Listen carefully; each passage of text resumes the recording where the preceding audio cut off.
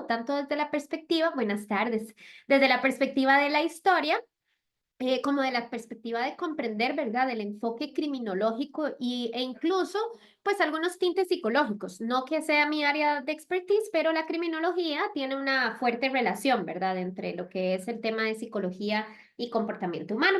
Entonces, vamos a hablar un poquito primero sobre el crimen organizado en sus inicios. Generalmente, cuando uno ve o analiza sobre el crimen organizado, creo que tendemos a olvidar desde dónde viene. Y entonces pensamos en que ahora es así. O muchos comentarios son como es que ahora tenemos mucho crimen organizado. La realidad es que esto no es un tema que viene de ahora. Claro, por supuesto, ahora tenemos nuevas formas de crimen organizado, ¿verdad? Pero tiene orígenes tempranos que datan del siglo XIX. Incluso las primeras formas de crimen organizado se pueden rastrear desde la antigüedad como los piratas, ¿verdad? Y todo lo que sabemos de bandas de mercenarios, los contrabandistas que operaban fuera de la ley en diferentes culturas, y todo esto desde el Imperio Romano hasta China y Medio Oriente. Entonces sí es algo que trae ya un contexto, ¿verdad? Y es o trae no solo un contexto, sino una historia que es importante conocer.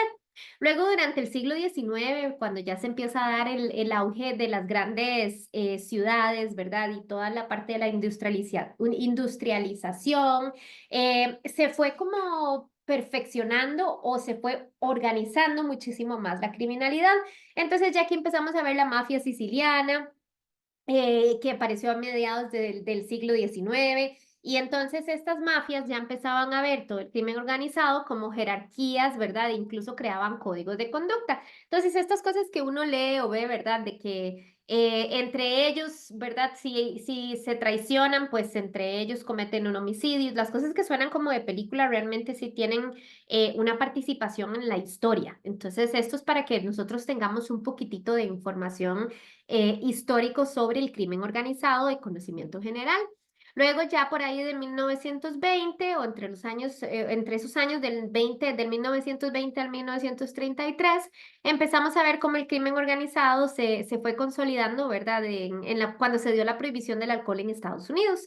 Y entonces ahí se vino a ser muchísimo más organizado, ¿verdad? Todo lo que tenía que ver con el tema de las mafias y los grupos criminales. Entonces empezaron a crecer familias mafiosas, ¿verdad? Como la conocida Al Capone, que se fue dando, si mal no recuerdo, en Chicago. Y entonces de ahí vamos viendo que se va expandiendo todavía más, no solo el ámbito de las actividades ilícitas como tal, porque antes eran los piratas, ¿verdad? Y probablemente materiales de intercambio, sino que ya después, conforme nos vamos o hemos ido evolucionando, se ha ido creciendo incluso a otras actividades ilícitas como en este tiempo que se dio la prohibición del alcohol, ya se empezaron a dar temas como la extorsión, el juego, ¿verdad? Las apuestas y demás. Entonces ya cuando nosotros vamos llegando para el siglo XX, vamos viendo que el crimen organizado se va expandiendo a nivel global. Ya no solamente es bajo estos tipos de crimen que no se daban en todas las regiones o en todos los lugares, pero ahora ya más bien es a nivel global. Entonces ya ahora no abarca solo los temas anteriores, por supuesto se modificó de lo que se veía en el siglo XIX al momento y ahora ya es mucho abarcando pues el tráfico de drogas, el tráfico de personas o trata de personas, que en algún momento vimos el tema de trata y tráfico y qué diferencia hay entre eso, el tráfico de armas y ya grupos como los de la mafia italiana, ¿verdad? Se empezaron o empezaron a evolucionar para hacerse más cárteles de droga y ya no tanto como de juego como se hacía anteriormente, que era mucho con la parte de extorsión, juego y pagos.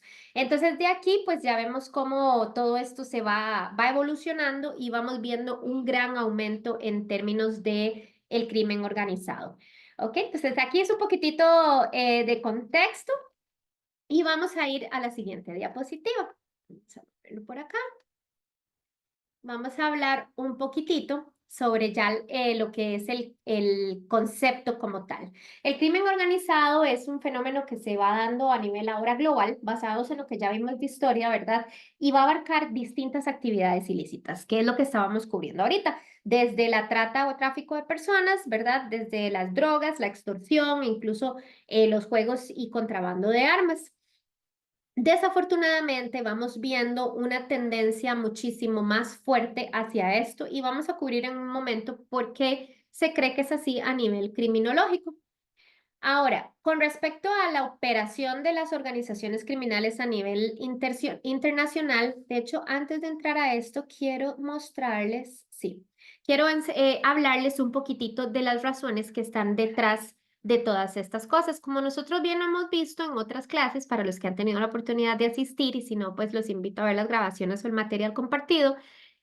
Cuando nosotros vemos el contexto social, vamos entendiendo la situación que se está dando a nivel mundial. Ni siquiera es un tema solo de América Latina o solamente de Europa, sino que es a nivel mundial. Vamos viendo que ¿verdad? El crimen organizado como tal se va dando por una combinación de factores sociales, económicos, políticos, culturales. Y dentro de todos estos factores hay varios, ¿verdad?, que son mayores. Uno de ellos, la desigualdad económica, las brechas ¿verdad? Entre clases sociales y entre ingreso y gasto se van haciendo muchísimo mayores, entonces tenemos mucha pobreza, las oportunidades que hay quizás no son suficientes para los distintos sectores, la falta de acceso a la educación en distintas partes, la falta de empleos formales, ¿verdad? Pues ciertas temáticas a nivel de desigualdad económica que van a causar que las personas recurran al crimen organizado. Todo esto no es una justificación, yo lo aclaro porque siempre que doy las clases explico que esto es entendiendo las causas que lo derivan según la criminología.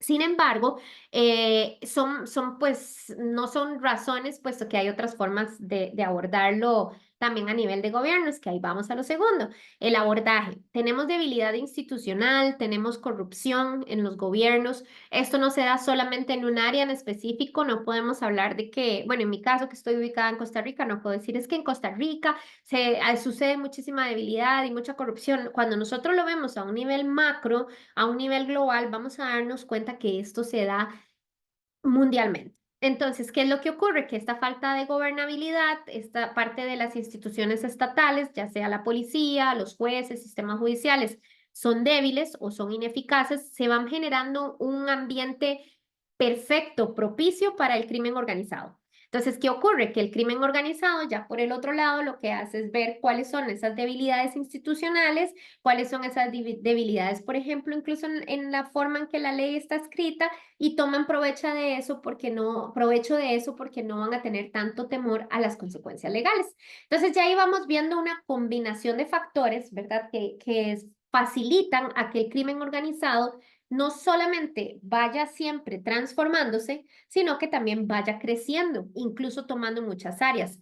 De aquí también, hablando un poco con el tema de la corrupción que se da a nivel gubernamental, tenemos infiltración y yo creo que desde el punto de vista no solo como el lado criminológico, sino creo que a todos nos debería preocupar muchísimo la infiltración de redes criminales en las estructuras gubernamentales, ya que esto les permite, pues que, ¿verdad? Todos los funcionarios que tienen, pues, temas de corrupción y aceptan sobornos, van a facilitar o promover a que todo esto del crimen organizado, uno, no sea castigado de una forma propia, no tenga sus consecuencias, dos, que vaya expandiéndose y creciendo, y tres, que el efecto dominó que produce es que la población, como causa y efecto, va a decir, no me va a pasar nada y necesito dinero, por ejemplo, ¿verdad? Entonces, podría ir acá. Y aquí vemos la parte de la sociología en cómo va a influir en todas las decisiones que toman los grupos sociales.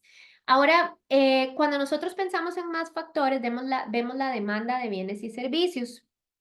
Ahora, cuando vamos pensando a veces, y yo creo que aquí los invito a todos a reflexionar, si nosotros, o preguntémonos, ¿hemos sido nosotros en algún momento apoyadores o hemos apoyado, ¿verdad?, los servicios ilegales? ¿Qué es lo que ocurre? El crimen organizado también se aprovecha de quienes van a tener un apoyo a estos servicios. Ningún servicio va a prosperar si no hay apoyo. Entonces, ¿qué pasa? hay demanda de bienes y servicios ilegales. Entonces ya hay personas que quizás tal vez no tienen un acceso a ciertas, pues, a ciertas formas económicas y entonces vienen y compran teléfonos robados, por ejemplo. O hay personas que tal vez no tienen un ingreso y entonces de pronto van a recurrir a dar, ¿verdad?, sus servicios de prostitución y esto ya va dentro de una banda de crimen organizado. Entonces, cuando nosotros vemos que esa demanda sigue existiendo, entonces el nivel de control se nos va saliendo muchísimo más de las manos. Y es por eso que es tan importante hacer, ¿verdad? Pues todos los temas proactivos en términos de cómo podemos nosotros trabajar para que esto no se vaya dando. Ahora, vamos viendo y ya vamos a ver los tipos de crimen organizado, pero entre todos los factores tenemos que tomar nota o tener en mente, ¿verdad? La parte de la globalización y tecnologías avanzadas. Ahora es importantísimo prestar atención a que ya el crimen organizado no es solamente lo que acabamos de ver y lo que ya estamos a punto de revisar un poco más a fondo. El crimen organizado ahora también viene en la parte tecnológica y tenemos los crímenes o el cibercrimen, tenemos ciberextorsión, tenemos estafas, tenemos una cantidad, ¿verdad? Que no es algo que está haciendo una sola persona, sino que hay una estructura donde hay una cabeza y de esta cabecilla van a seguir exactamente como en una empresa, un organigrama que nos va a decir, esta persona hace esto, esta persona tiene este rol y realmente vienen a organizarse tal cual como una empresa. Entonces, de aquí es donde vemos que esa organización va dando los resultados que ellos quieren. Y bueno, pues por supuesto hay culturas o estructuras sociales, ¿verdad? En el cual el Estado es ineficaz y entonces sí podemos ver, si bien es cierto, vemos el crimen organizado a nivel global, sí lo podemos ver aumentado en ciertas regiones. Y esto pasa porque las organizaciones criminales que van a promover o promover no, sino proveer protección a los gobiernos, ¿verdad? Y tratar de que no hayan conflictos grandes o cuando se dice, no, bueno, hay gobiernos incluso que se les ha dicho, si no, nosotros no matamos, no hacemos tal cosa en cierta parte, si ustedes esto y esto. Entonces, ¿qué es lo que ocurre? Que como proporcionan esa protección para que no haya un caos general en la en el gobierno, entonces vienen a tomarlo como una opción legítima para proteger a sus personas. Cuando esto ocurre dentro de las culturas, es realmente una alerta roja, ya todas lo son, pero esta realmente es una alerta roja porque se va generando un dominio desde la parte del crimen organizado al gobierno y no al revés. Y luego, pues también tenemos la parte social. Nosotros hemos hablado anteriormente de las estructuras familiares o tribales. Entonces, aquí en Costa Rica, por ejemplo, hay tres apellidos que cuando mencionan X apellido se sabe que es una familia muy grande que trabaja en el tema de narcotráfico. Y lo mismo pasa en bastantes regiones. Entonces, ¿qué ocurre cuando son familias? Bueno, pasa que cuando vienen estos vínculos familiares o cuando vienen estas tribales que refuerzan esa lealtad interna entre ellos y esa continuidad de operaciones, y si nosotros no tenemos planes preventivos hacia estas cosas, lo que ocurre es que eventualmente vamos a ver que crece, crece, crece y eso como... Es como que los brazos van llegando a muchísimos más lugares y aquí es donde vemos incluso que llega a escuelas y demás. Y bueno, pues ya en contextos, ¿verdad? De otro tipo tenemos los conflictos armados como tal, que ya se dan en lugares donde hay ejército como tal. Ahora, todas estas son las causas, es el por qué se da, ¿verdad? El por qué, ya entendimos la historia, ya comprendimos por qué es que se da el crimen organizado, desde dónde vienen sus raíces y cómo es que nosotros a veces también incluso sin darnos cuenta o familiares pueden formar parte de esta oferta y demanda. Ahora, vamos a ir ya al punto más específico del tráfico de drogas. El tráfico de drogas sigue siendo una de las actividades más lucrativas. Tristemente, ahora incluso en muchos, ¿verdad? En muchos círculos sociales se va viendo más y más común la utilización de las drogas. Lo que ocurre es que la falta de campañas de concientización sobre los efectos, ahora vemos que hay campañas de concientización en escuelas, pero hay que ver qué tan fuertes son esos programas de concientización, qué tanto realmente le ayudan a los jóvenes a comprender los efectos de las drogas, no solamente en ellos mismos, sino en las familias. Entonces vemos que el crimen organizado toma provecho del tema o la parte de tráfico de drogas y vienen a existir muchos carteles que se van a ir adueñando, no solamente de fronteras, sino también de la organización que hay a nivel gubernamental. Esto con el tráfico de drogas. Y vemos pues el montón de drogas que ahora están saliendo también nuevas. Ahora con el tema de la trata de personas. Todos estos temas son bastante, yo diría que cuando comprendemos el fondo de estos temas, vemos que son temas bastante tristes y vemos cómo es que esto va tomando lugar cada vez más en las vidas de todos nosotros y creo que no se le da pues la importancia que incluso debería de tener. Hay cosas que simplemente van dándose. Entonces, la trata de personas como tal es la esclavitud moderna, ¿verdad? Se da la captación, el transporte, transferencia, ¿verdad? Incluso se da acogida y recepción por medio de la fuerza, por medio del engaño y cualquier otra forma de explotación para que las personas pues hagan trabajos forzados, que es una esclavitud moderna, haya servidumbre o incluso la parte, y aquí lo ven en la diapositiva, ¿verdad? Incluso la parte de la explotación sexual. Entonces, en la trata de personas, pues el objetivo como tal es la explotación continua de la víctima. Y esto es muy triste cuando nosotros vemos muchísimo más allá y creemos que esto es algo que se da de vez en cuando, pero cuando vemos casos más grandes o más sonados, incluso ahorita hay uno pues bastante sonado donde la trata de personas y el abuso sexual son parte de lo mismo. Y aquí es donde nosotros vemos cómo la oferta y demanda. Entonces, ¿qué podemos ver acá en oferta y demanda y comprender las causas? Bueno, muchas veces por medio del engaño, ¿verdad? Los que están dentro del crimen organizado saben escoger cuáles son sus subgrupos porque ellos saben cómo llegar. Entonces, de ahí vienen y ofrecen lo que la persona quiere escuchar. Y cuando ofrecen lo que la persona quiere escuchar y eso se acepta, entonces es después por medio de un montón de engaños más, ¿verdad? Que las incomunican y que incluso llegan a ser parte de estos o desaparecidas o desaparecidos. Entonces aquí vemos cómo la trata de personas, el tráfico de drogas son delitos con tantísimo impacto a nivel social que es importante para quienes están interesados en la criminología o incluso no solo quienes estén interesados en la criminología, sino que estén interesados en colaboración, buscar grupos de apoyo en los cuales uno pueda dar, como uno dice, un granito de arena para poder ayudar a que todo esto se evite. Ahora, cuando tenemos el tráfico de personas migrantes, aquí tenemos todavía otra clasificación. Si nosotros vemos el crimen organizado como tal, vamos a observar que es una organización. Todas son organizaciones que además de tener una estructura muy bien formada y de tener roles bien definidos, con una organización entre qué se debe hacer y qué no, que incluso tiene sus normas de ética dentro de las mismas organizaciones y que entre ellos van respetándola y si no se respetan, pues sabemos, ¿verdad?, que los finales no son pues muy buenos. Entonces, ¿qué es lo que ocurre con esto? Cuando nosotros vemos que hay una demanda, tenemos personas que buscan del crimen organizado para lograr metas sin medir las consecuencias, es donde nosotros como profesionales podemos venir a traer esa conciencia. Voy a esto con el tráfico de migrantes. ¿Qué ocurre? Como muchos de pues nuestras fronteras o vecinos, ¿verdad? De Latinoamérica o incluso de cualquier otro lugar, porque eso no se da solo en Latinoamérica, me perdono ahí si tengo tos, es que vengo saliendo de una pequeña gripe. Entonces, cuando nosotros vemos el tráfico de migrantes, vemos cómo se buscan estas personas o estos grupos ilegales para que nos ayuden a hacer el cruce ilegal de fronteras. Entonces, ahí donde hemos visto que hay desaparecidos o hay incluso abusos, personas que incluso mueren en esta trayectoria. Y de aquí, pues por supuesto, vamos viendo que es como una extensión del tráfico de personas y el crimen organizado como tal.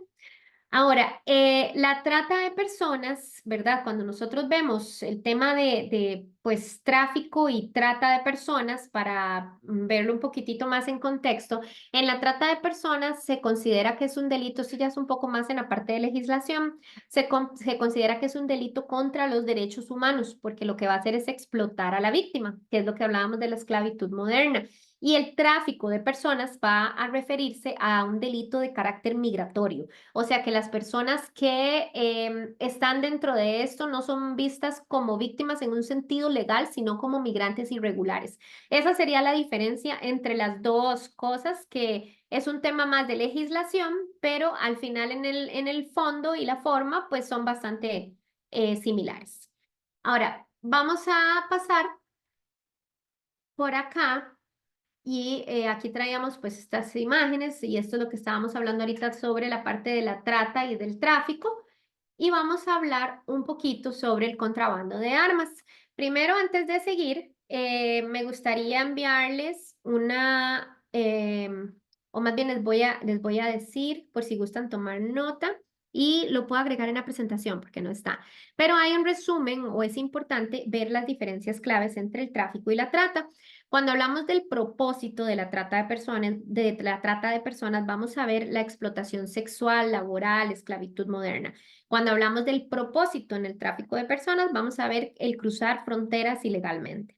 Luego, cuando vemos y vamos a irnos ya no por el propósito, sino que ahora nos vamos a guiar en el aspecto del consentimiento. En la trata de personas es irrelevante si es obtenido mediante un fraude o mediante obligar a las personas, ¿verdad? O un engaño. Y en el tráfico de personas, aquí viene un cambio bastante importante. Suele haber un consentimiento previo, porque como les mencionaba, en el tráfico de personas, la persona generalmente está buscando que estos grupos organizados les ayuden a salir. Entonces aquí vamos de vuelta a la oferta y demanda, ¿verdad? Y la parte de educación y prevención que nosotros podríamos hacer, tanto como humanidad como también en escuelas, colegios y demás. Ahora, con términos sobre el aspecto de la explotación, en la trata de personas la explotación es continua. Es un tema, pues es para eso, es un negocio a vista de los grupos organizados. Y en términos o en el aspecto de explotación para el tráfico de personas, tenemos que no va a implicar una explotación posterior necesariamente. En alguno de los casos vemos que los ayudan a pasar, y pues hasta ahí, ¿verdad? Hasta ahí terminó el proceso, no ocurrió nada más. En algunos casos exitosos, en otros casos no exitosos. En la parte o el aspecto del movimiento como tal, en la trata de personas, puede o no puede incluir movimiento transfronterizo. O sea, puede ser en el mismo país o puede ser fuera del país. En cambio, en el tráfico de personas siempre va a implicar un movimiento transfronterizo. Entonces aquí vamos viendo la diferencia entre ambas tipificaciones.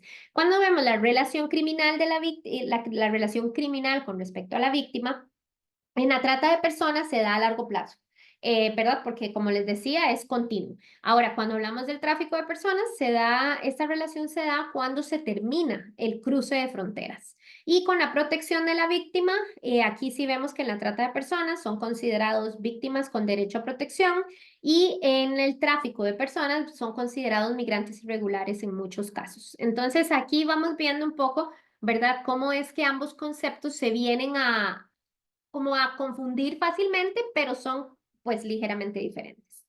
Ahora, vamos a detenernos acá para ver si tienen preguntas, dudas, vamos todo con claridad. Y me pueden ahí poner una manita, y si no, les doy un segundo. Gracias, Blanca, gracias por la respuesta. Ok, perfecto. Bueno, vamos a seguir entonces. Ok, en el contrabando de armas, aquí vamos a ver que este es un fenómeno criminal que involucra, pues por supuesto, gracias, Max, involucra, por supuesto, ¿verdad? Pues el comercio ilegal de las armas de fuego, pero no solamente armas de fuego. También vamos a tener el comercio ilegal de municiones, equipos militares, y generalmente se atraviesan fronteras. Desde el punto de vista de la criminología, pues el contrabando de armas como tal es un delito transfronterizo o transnacional, y no solamente es un peligro o... Sí, no solamente representa un peligro a nivel local, sino que es un peligro de seguridad a nivel internacional. Entonces, vamos viendo que todos los que hemos visto, todos tienen una magnitud grande de peligrosidad y de impacto a la sociedad. Entonces, cuando nosotros vemos esto como una seria amenaza, ¿verdad? A la parte, o pues a la seguridad global, a la paz social, a la estabilidad de los estados, vamos a ir viendo que esto está estrechamente relacionado con otros delitos, como ya sea el narcotráfico, el terrorismo, la trata de personas y el crimen organizado. Entonces, todo va a ir como, es como si lo agarráramos, ¿verdad? El crimen organizado en una estructura de jerarquías y podríamos ver un montón de ramas que vienen saliendo de ellas. Dentro de lo que es contrabando de armas, vamos a ver que el modo de trabajo es ya sea pasar por diversos intermediarios y ser traficadas desde países, ¿verdad? Con leyes que tengan que tengan poca ley con respecto a las armas y entonces ahí vamos a ver que también, aparte de venir de países donde haya poca legislación con armas, también pueden venir de países donde sea muy estricto, porque los grupos armados o terroristas van a buscar la forma o la facilidad de empezar a traer esto. Dentro de estas características del contrabando de armas, vamos a ver que hay no solo un mercado global ilegal, porque involucra redes criminales complejas, hay una regulación que no está siendo todavía tan efectiva o falta regulación muchísimo más efectiva para esto. Las redes de narcotráfico, perdón, las redes de tráfico, trata y todas estas cosas, ¿verdad? Aprovechan la falta de, pues de protecciones en las fronteras para poder hacer negocio y las armas suelen generalmente ser desviadas de fuentes legales, o sea que ya sea que son robadas o son adquiridas en el mercado negro y entonces así es como se van incluyendo o ingresando dentro de los diversos lugares. Ahora, para términos de las armas, si yo les comento acá el ejemplo, todos, estoy casi segura que todos probablemente tengamos ejemplos. Acá en Costa Rica, pasa mucho que las armas AK-47 no son utilizadas, en Costa Rica no hay ejército, entonces este tipo de armas no son utilizadas y son, pues ni siquiera se venden acá. Pero cuando nosotros vemos que hay homicidios, ¿verdad?, que tienen relación con el tráfico de personas, casi que siempre tienen una K-47. Entonces aquí viene el ejemplo perfecto de cómo el comercio ilegal de armas, ¿verdad?, involucra no solo redes criminales complejas, sino que puede ingresar a países que incluso ni siquiera tengan una regulación de venta de armas, no regulación, sino permitida la venta de armas. Entonces aquí es donde vemos que esta diversidad de armas va siendo parte del contrabando de armas. Entonces ahí ya vemos pistolas, rifles, ya de pronto hay armas más sofisticadas, empezamos a ver una inserción de lanzacohetes, misiles, ¿verdad? Explosivos y todo lo que se nos pueda ocurrir, el mercado negro probablemente lo tiene. Y es acá donde es importantísima la prevención. Yo les pregunto también, ahora como les dejé, ¿verdad? Por ahí la pregunta, yo les pregunto, ¿cuántos de ustedes hablan con sus familias sobre la problemática del contrabando de armas? O con los jóvenes. ¿Cuántos de ustedes le preguntan, conoces el contrabando? ¿Sabes cuáles son las regulaciones sobre las armas en mi país, ¿verdad? En el que estemos. Y es acá también de nuevo, como en la parte de criminología y como sociedad podemos contribuir. Y bueno, pues por supuesto la parte de la corrupción, la debilidad estatal, como en todos los otros, van a generar o van a ser parte, pues, esencial para los grupos organizados. Para ellos esto siempre va a ser un beneficio. Las organizaciones criminales como tal, vamos a movernos un poquitito la estructura de las organizaciones criminales y vamos a abrir por acá. Entonces, las organizaciones criminales como tal van a operar a gran escala. Entonces, no van pues no van a venir a operar en grupos pequeños, generalmente van a empezar a integrarse dentro de más grupos grandes y cuando se están haciendo nuevos grupos es cuando vienen todos estos problemas de territorio. Precisamente porque ya hay toda una organización pues, que ellos mantienen, ¿verdad?, dentro de lo que es el crimen organizado. En América Latina, ¿verdad? Tenemos los cárteles de drogas, en lo que es Europa y Asia tenemos las mafias y depende todo del contrabando que vayan a hacer o las actividades ilícitas que vayan a hacer.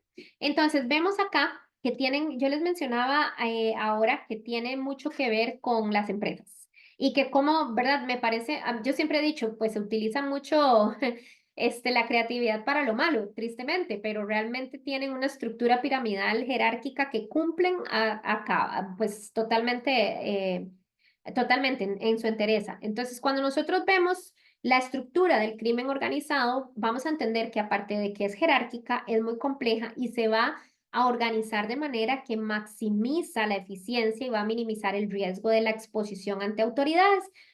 Ya en el momento en el que nosotros vemos todo esto ocurriendo, entonces decimos, wow, esta estructura no es cualquier cosa, sino que es algo que tiene realmente sus ramas bien establecidas y hay que ir desde la causa o desde la raíz de ese árbol, ¿verdad? Para poder trabajarlo. Porque acá dentro de la estructura se va a asegurar siempre el control y la lealtad interna. Entonces aquí es donde vamos a ver un poco, ¿verdad?, sobre el liderazgo.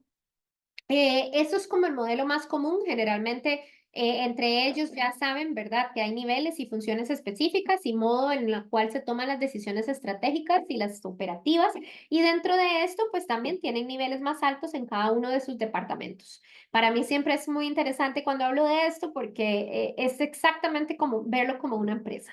Entonces, si nosotros vemos el liderazgo, vamos a ver que ahí son los encargados de coordinar las actividades, van a definir las decisiones estratégicas y van a mantener relaciones con los funcionarios corruptos. Entonces, no va a ser un operador el que va a ir a tener una relación con un funcionario corrupto, sino más bien un líder. Entonces, cuando nosotros vemos, ¿verdad?, en distintos lugares del mundo se les llama diferente, tenemos capo, tenemos la parte del padrino, tenemos jefe supremo, de ahí es donde vemos que la ramificación va a ser que este es el líder máximo de la organización, es responsable de la estrategia general, de las alianzas, decisiones importantes y tiene el control último sobre los ingresos, las operaciones y las relaciones externas, ya sea con los funcionarios corruptos o con otras organizaciones. Luego tenemos los operadores y distribuidores, pero a mí me encantaría agregar acá que en algunas organizaciones hay un consejo o un comité. Exactamente como nosotros lo vemos, ¿verdad? Tanto en las empresas como en el gobierno, que los legisladores tienen sus asesores. Bueno, pues acá funciona de manera igual. Ahora, la diferencia es que eso, en algunas organizaciones que ya están muchísimo más maduradas, entonces aquí sí tienen como asesores o líderes que les ayudan a tomar decisiones y les aconsejan, ¿verdad?, sobre pues cómo hacer las cosas para lo próximo.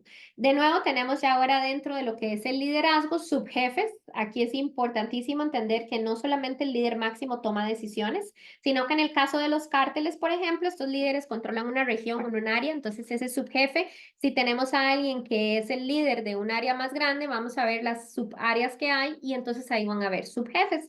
Y cuando nosotros vemos toda esta organización, uno se pregunta, bueno, para ser una organización criminal realmente tienen una categorización, jerarquía y pues división de roles y responsabilidades bastante organizado. Entonces tenemos ahora los operadores y distribuidores, ya que hablamos un poco de todo lo que es el liderazgo, vamos a hablar de los operadores y distribuidores. Estos son los que se encargan, ¿verdad?, de actividades ilícitas como el transporte de drogas o el transporte de personas como tal.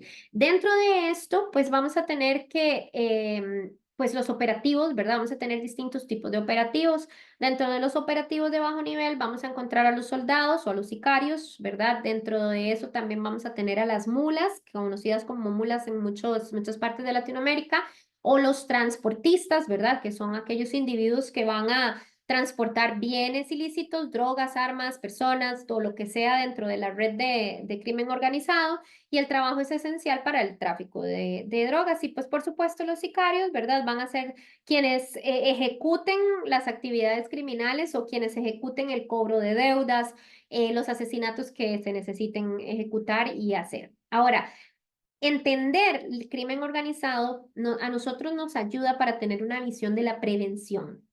Entonces, por eso es que es tan importante comprender cómo es que esta jerarquía se va a mover, para que nosotros podamos comprender como profesionales cuáles son los potenciales planes de prevención, cómo vamos a comunicar esto a la población para que la población tenga realmente una visión exacta de hacia dónde ir, cómo denunciar, incluso qué acciones tomar si alguien está siendo parte de estos grupos organizados. Ahora tenemos pues los financieros. Entonces aquí vamos a tener a las personas que son súper ágiles en la parte de finanzas, son las personas que van a decir, bueno, así es como podemos lavar el dinero, así es como lo podemos ocultar, esta es la gestión de los recursos para ocultar pues todos los ingresos ilegales, y tienen una cantidad de ideas que también yo digo, wow, lástima que no las utilizan para el bien. Entonces aquí vemos la parte de los financieros como tal, y pues por supuesto vamos a ver un poquitito personas que no son formalmente parte de la red de crimen organizado, pero pero son asociados, personas que van a decir, bueno, no soy parte, pero si recibo tal pago o puedo ser un abogado o si recibo tal cosa, pues puedo tener parte de eso y ahí se conocen como asociados o como facilitadores. Entonces, esta es la estructura a nivel muy general, ¿verdad? De las organizaciones criminales. Como les mencionaba, tiene un tinte demasiado parecido, ¿verdad? A lo que es la estructura empresarial. Vamos a ver que hay departamentos organizados, vamos a ver que hay cadenas de mando horizontales, vamos a ver que hay delegación de funciones específicas y demás. Y también incluso hay pues reclutamiento. Entonces, si lo vemos, vamos a ver, vamos a entender que el reclutamiento es parte de todas las estrategias. Y aquí es donde vemos que vienen muchos niños, que vienen partes de escuelas, que les ofrecen cosas que son bastante atractivas y llamativas, y entonces el problema se va haciendo un círculo, y si a eso le agregamos lo que vimos anteriormente de causas, como la parte de la legislación y otros temas, entonces nos vemos en un trabajo muchísimo más fuerte contra las redes de crimen organizado. Ahora, dentro de las características del crimen organizado, vamos a ver la lealtad y los códigos de conducta que ahorita les mencionaba, el uso de la violencia para poder conseguir, ¿verdad? Lo que quieren o lo que buscan, el lavado de dinero para poder hacer que este dinero parezca legítimo, incluso mantienen vínculos con funcionarios gubernamentales, policías y demás, que ya aquí vienen parte del soborno y la corrupción. Entonces, voy a detenerme acá, preguntar si vamos bien, si los tengo entretenidos o no, y si no, para continuar con estrategias de combate y cooperación internacional. ¿Alguna pregunta?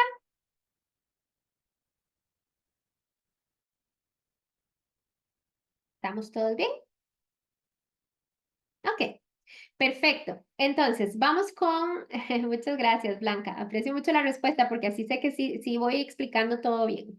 Em, perfecto, entonces vamos con las estrategias de combate que tenemos, ¿verdad? Y cuáles son los tratados, acuerdos y demás que nosotros podemos ver. Tenemos cooperación internacional. Entonces, como hemos visto, todo esto está súper expandido. Es una red que viene y una conecta con otra. Entonces, es verlo como nuestras fronteras no son solo nuestras fronteras, sino que viene una necesidad de apoyo interinstitucional porque son montones de nacionalidades, montones de grupos y muchísimos que están involucrados. Con todo gusto. Entonces, vemos que la lucha requiere, ¿verdad?, esa cooperación sólida entre los países. Tenemos organismos como la Interpol, tenemos la Europol y las Naciones Unidas que van a jugar un papel crucial. Y acá la coordinación entre las mismas tiene que ser clave. Entonces, dentro de lo que es cooperación internacional, vamos a ver que la Europol va a regir más como para la parte de Europa. Es una agencia clave que va a coordinar investigaciones transfronterizas dentro de lo que es la Unión Europea. Y la Interpol como tal es la Organización Internacional de Policía Criminal, que lo que hace es ser un puente de información, ¿verdad? Para que haya una emisión de alertas rojas. Entonces, estas alertas ayudan para capturar criminales internacionales y coordina operativos en conjunto con las demás. De hecho, su red tiene 195 países miembros que permiten un intercambio rápido de datos criminales y actividades sospechosas. Luego vamos a tener acá las redes de fiscales y jueces, que hay las organizaciones como la Eurojust, esa nos ayuda en la Unión Europea, más otras organizaciones de cooperación judicial que facilita coordinación para que haya para esa coordinación entre los jueces y los fiscales de diferentes países para compartir información de casos penales. Ahora, cuando hablamos de la Convención de Palermo, o más bien hablamos de tratados y acuerdos internacionales, vamos a ver que este tratado internacional, que fue derivado desde la ONU, y eso fue adoptado en el año 2000, va a establecer normas y estrategias para la cooperación global contra el crimen organizado. Entonces, lo que va a hacer esta convención es obligar a los países signatarios a criminalizar la participación en grupos criminales organizados, ya sea lavado de dinero, trata de personas, tráfico ilícito de migrantes, y fomenta la cooperación judicial y la extradición de delincuentes. Entonces, esto nos ayuda a mantener pues esa coordinación que es necesaria para poder combatir, ¿verdad?, el crimen organizado como tal. Luego tenemos operaciones conjuntas, que en la parte de las operaciones conjuntas se han implementado operaciones internacionales para detener redes criminales específicas. Entonces tenemos la operación Centauros, que esta es de Interpol y está dirigida a combatir, ¿verdad?, el tráfico de drogas y de personas, atacando rutas más frecuentes entre las regiones de África y de Europa. Hay otro tipo de tratados, vamos a ver si agregué este por acá, porque me gustaría hablarles del tratado sobre el comercio de armas. Ok, entonces no está acá, ya aquí estamos en intervención financiera. Ya les voy a hablar sobre el Tratado de Comercio de Armas, que el Tratado de Comercio de Armas, conocido como TCA, fue adoptado en el 2013, ¿verdad? Por la ONU, y este tratado lo que va a regular es el comercio internacional de armas convencionales, de hecho. Y aquí lo que va a hacer es buscar cuál es el desvío que hay hacia el mercado negro para ir capturando a los actores y así, pues, obliga a un mayor control como tal.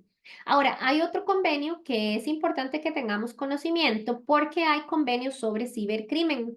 Yo les mencionaba del crecimiento que tiene, ¿verdad?, la cibercriminalidad y demás. Está el convenio de Budapest, que el convenio de Budapest es sobre ciberdelincuencia y es el principal tratado internacional para armonizar leyes nacionales contra delitos cibernéticos. Esto va a ser todo un tema todavía mayor, de mayor enfoque, porque el cibercrimen está creciendo a nivel muy acelerado.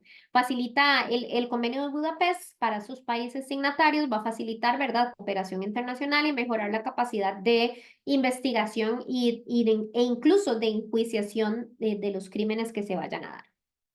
Ahora vamos a tener la intervención financiera. Esta es una estrategia central en la lucha contra el crimen organizado, ¿verdad? Para cortar flujos de dinero que se vayan dando producto del tráfico, no del tráfico, sino producto del crimen organizado, sea cual sea.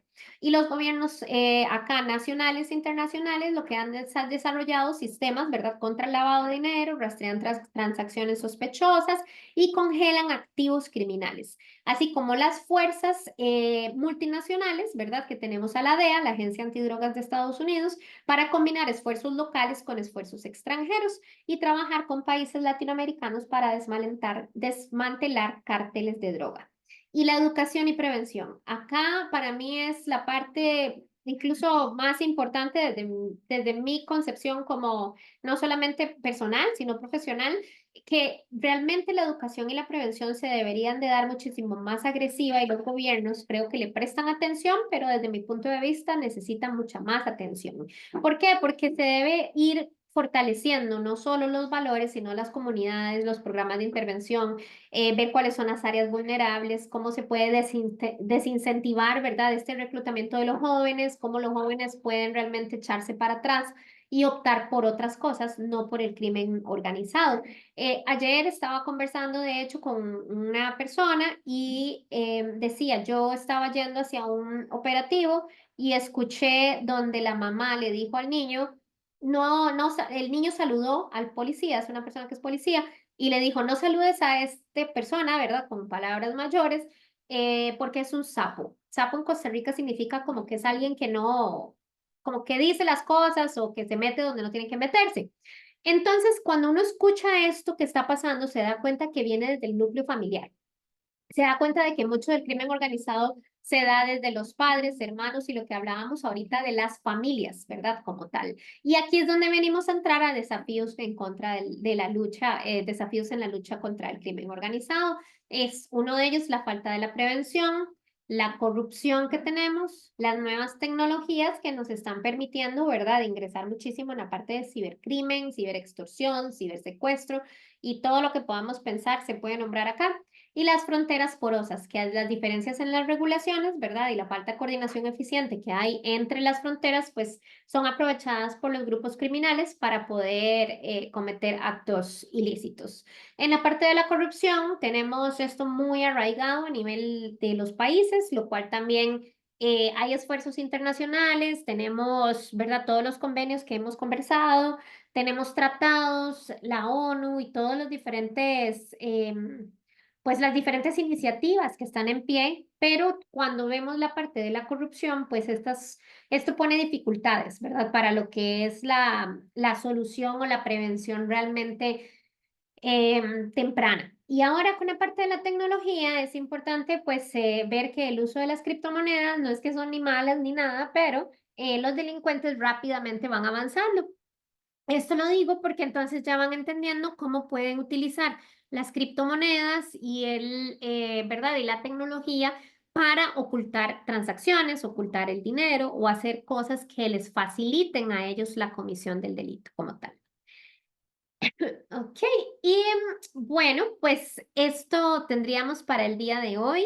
Quisiera saber si tienen preguntas, comentarios. Espero que la clase haya sido de bastante provecho, pero igual me encantaría abrir un espacio para ver si tienen alguna pregunta o algún aporte.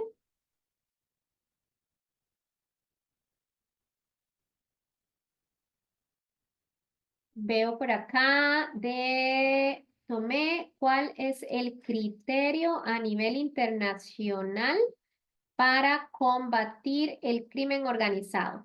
Bueno, cuando hablamos del criterio como tal, vamos a tener que ver que se basa en una serie de principios, ¿verdad? Se va a basar en distintos principios, en marcos legales, en convenios, pero sí el criterio se utiliza mucho en el enfoque, ¿verdad? De la cooperación internacional, ya que la cooperación internacional es clave para poder llegar a algo en términos de la prevención. Entonces, ese sería uno de los criterios en términos de lo que es combatir el crimen. Luego, la criminalización del crimen organizado, o sea, que si hayan castigos o que hayan juicios, ¿verdad? Dentro de lo que tiene que ver crimen organizado y que esto sea castigado por los países, que se vea como un castigo severo. Y la parte del combate del lavado de dinero, porque mucho de esto, pues, ¿verdad? Lavan dinero y entonces, ¿qué es lo que pasa? Que el mensaje que se da es erróneo. Entonces, todos los países utilizan el combate al lavado de dinero también como un criterio para combatir el crimen y, pues, por supuesto, la protección de los derechos de la víctima. Entonces, ahí vemos el convenio de Palermo que lo que va a hacer el convenio de Palermo es traer, por ejemplo, protección, asistencia a víctimas de tráfico ilegal de inmigrantes, trata de personas y la rehabilitación e integración, incluso para esas personas que se han visto o han formado parte, ¿verdad?, de estos grupos y enfocarse en la prevención y el fortalecimiento, pues, internacional. Entonces, por ahí serían algunos de los criterios. Hay otros más con respecto a la extradición y cooperación judicial y los convenios o convenciones que estábamos conversando, pero en general esos serían los criterios que utilizan los países para combatir el crimen organizado.